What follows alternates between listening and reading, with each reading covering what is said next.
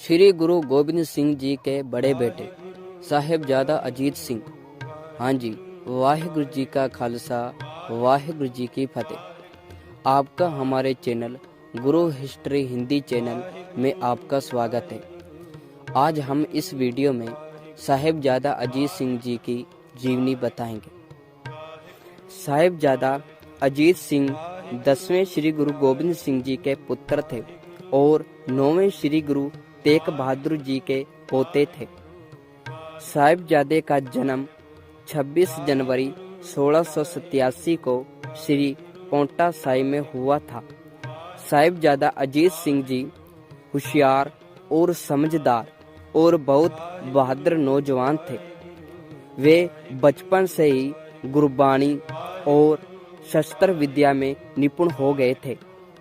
इनके बहादुरी का अनुमान लगाया जाए तो एक बार 23 मई 1699 को 100 सिंगों की टोली के साथ श्री अनंतपुर साहिब के पास नूर गांव गए, जहां पर अनंतपुर साहिब आती संगते को लुटेरे लूट लेते थे।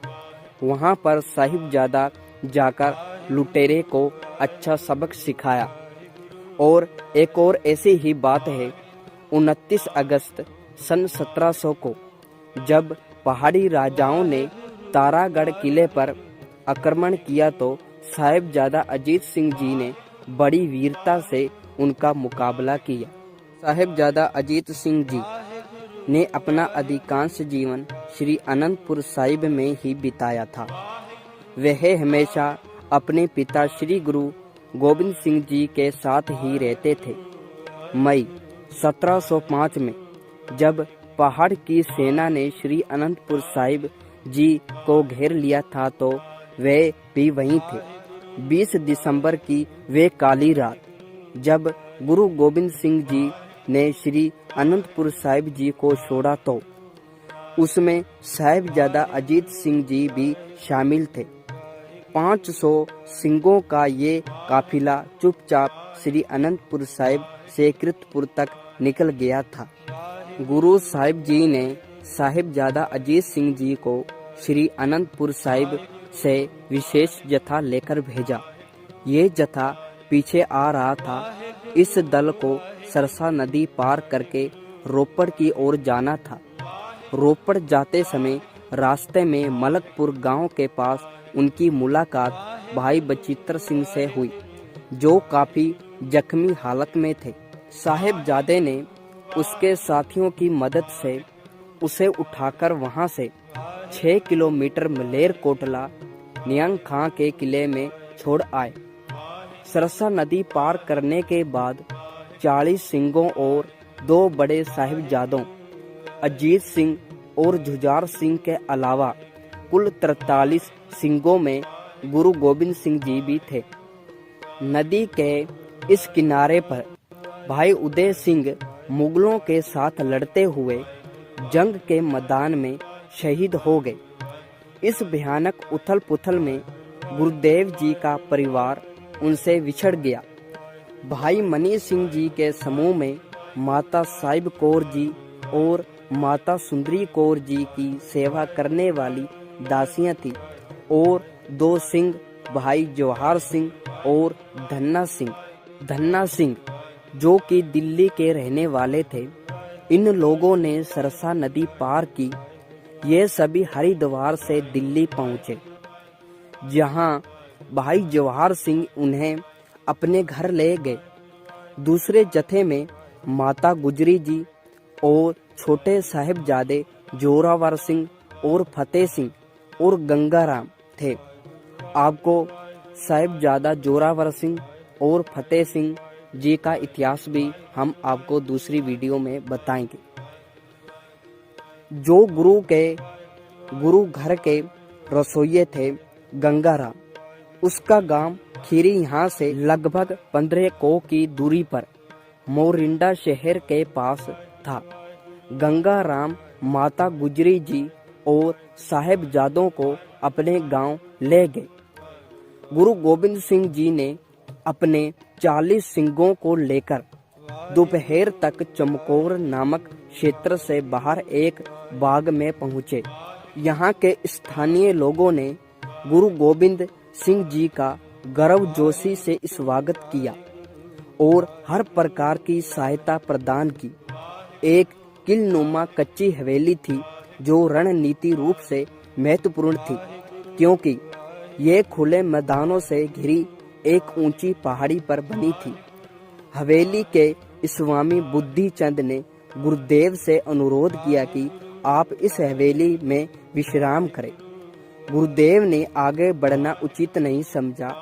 40 सिंगों को छोटी छोटी टुकड़ियों में बांटकर उनमें अतिरिक्त गोला बारूद बांट दिया और सभी सिंगों को मुकाबले के लिए तैयार कर दिया। अब सबको पता था कि मौत निश्चित है, लेकिन खालसा सेना का सिद्धांत है कि दुश्मन के सामने हथियार नहीं फेंकना, केवल वीर गति या शहादत हासिल कर देना है। सभी सिख अपने जान देने को तैयार थे। गुरु गोविंद सिंह अपने 40 सिंगों के बल पर असंख्य मुगल सेना से युद्ध करने की योजना बनाने लगे। गुरु गोविंद सिंह ने कच्ची गढ़ी के ऊपर गुरु गोविंद सिंह ने स्वयं मोर्चा संभाला। अन्य सिंहों ने सभी अपना अपना मोर्चा बना लिया और मुगल सेना का मार्ग देखने लगे।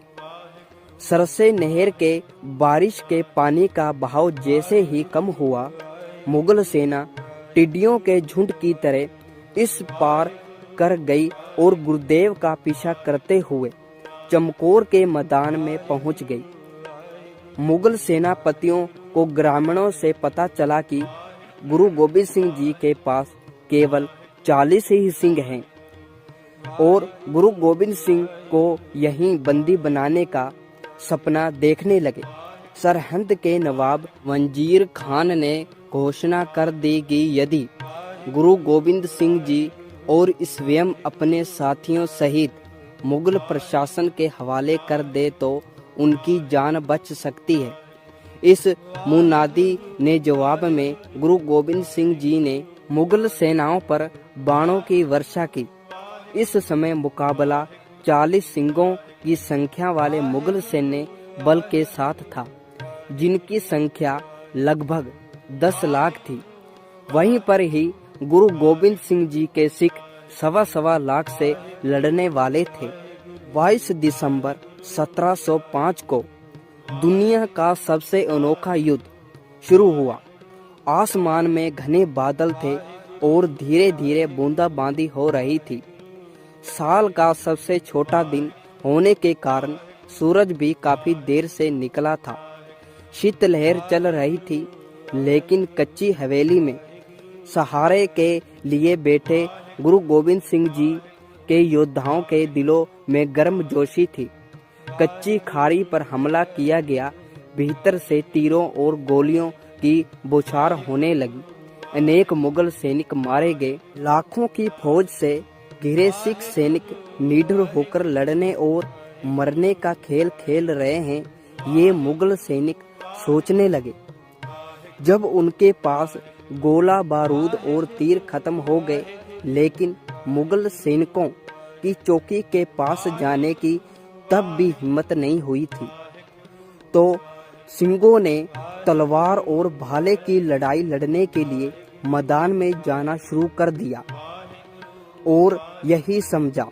उन्होंने अपने साथियों के साथ एक दल बना लिया।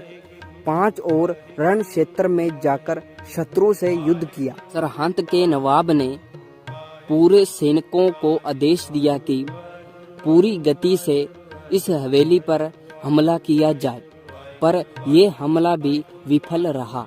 गुरु गोविंद सिंह किले के ऊपर अटारी से दुश्मनों पर तीर चलाकर अपने योद्धाओं की मदद कर रहे थे। घंटों तक लोहा लोहे को लोहे से पीटता रहा।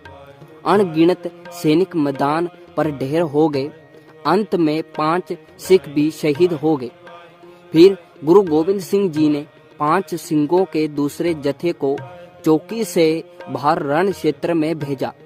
इस जत्थे ने आगे बढ़ते हुए शत्रुओं के पैर भी उखाड़ दिए और उन्हें पीछे धकेल दिया और शत्रुओं को भारी नुकसान पहुंचाते हुए स्वयं भी शहीद हो गए।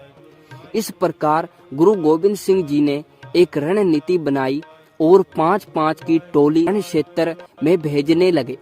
दोपहर का वक्त था।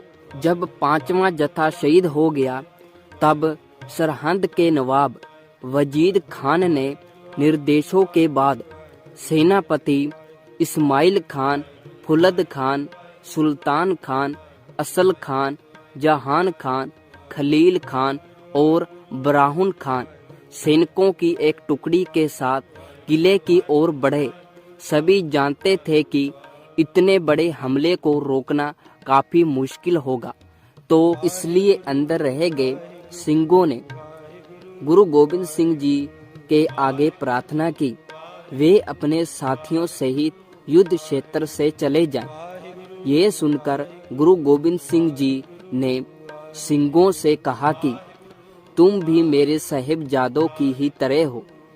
तो गुरु गोविंद सिंह जी और फिर साहिबजादे ने गुरु गोविंद सिंह जी के आगे आकर युद्ध कला के प्रदर्शन की अनुमति मांगी, जिसे गुरु गोविंद सिंह जी ने खुशी खुशी आशीर्वाद दिया और उन्हें अपने कर्तव्य को पूरा करने का वचन भी लिया। साहिबजादा अजीत सिंह के मन में कुछ कर गुजरने का जज्बा था। युद्ध कला में उन्हें महारत हासिल थी। इसके बाद क्या हुआ कि वे अपने 4 अन्य सिंहों के साथ किले से बाहर निकल आए और मुगल सेना पर इस तरह टूट पड़े जैसे शेर अर्घ शावकों पर चढ़ जाता है।